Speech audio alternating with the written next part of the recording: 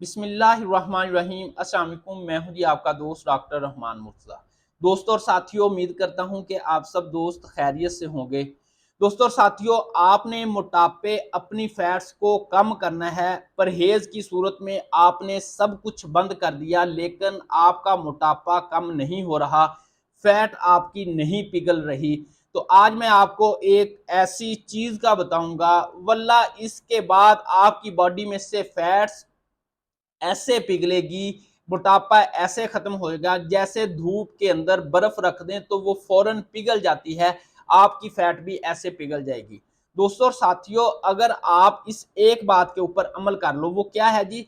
देखें, जितने भी जानदार है ना, वो अपनी जो एनर्जी है ना उसको सिक्योर करते हैं, महफूज करते हैं फैट्स की सूरत में।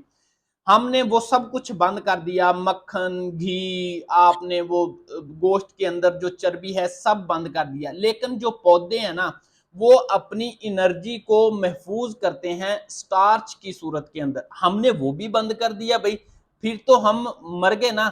हम रिफाइंड स्टार्च का इस्तेमाल कर रहे हैं। आज सिर्फ एक बात करूंगा, सफेद आटा जो है ना, रिफाइंड स्टार्च है।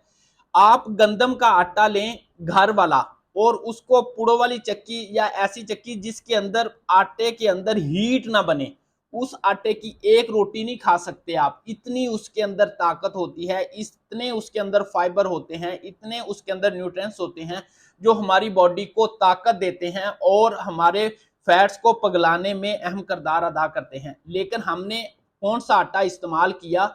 जो वाइट आता है, जिसके अंदर से फाइबर निकले हुए हैं, जिसके अंदर से न्यूट्रिएंट्स निकले हुए हैं।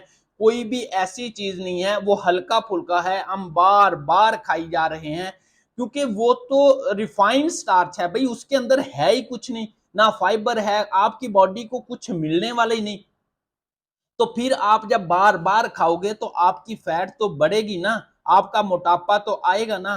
फिर आज से आपने नोट करना है कि आपने पौधों से जो चीजें हासिल होती हैं उसको आपने नेचुरल तरीके से जो मिलती है ना उनको इस्तेमाल करना है।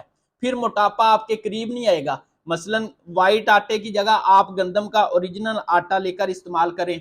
मकई का आटा जो होता है, बाजार में से जो आप ब्रेड रोटी, फलां रोटी, जितनी भी इस तरह की चीजें आती हैं, वो सारी रिफाइंड स्टार्च होती हैं। हम पौधों से वो चीजें लेकर बनाते हैं, उनके अंदर से जितनी भी ताकतवर चीजें जैसे फाइबर्स हैं, जिसने मैदे को मजबूत करके बॉडी की प्रोटीन को खारिज करवाना है, न्यूट्रिएंट्स है जिन्होंने ताकत देनी है, उनको निकाल दिया जाता है। सिर्फ रिफाइंड स्टार्च आपको दिया जाता है, वो आपने इस्तेमाल नहीं करनी। नेचुरल तरीके से आपने इन चीज़ों का इस्तेमाल करना है।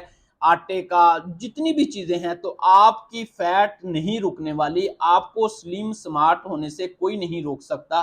सिर्फ ये आपने एक बात मेरी मानी है और इसके ऊपर नोट करना है। अस्सलाम वालेकुम।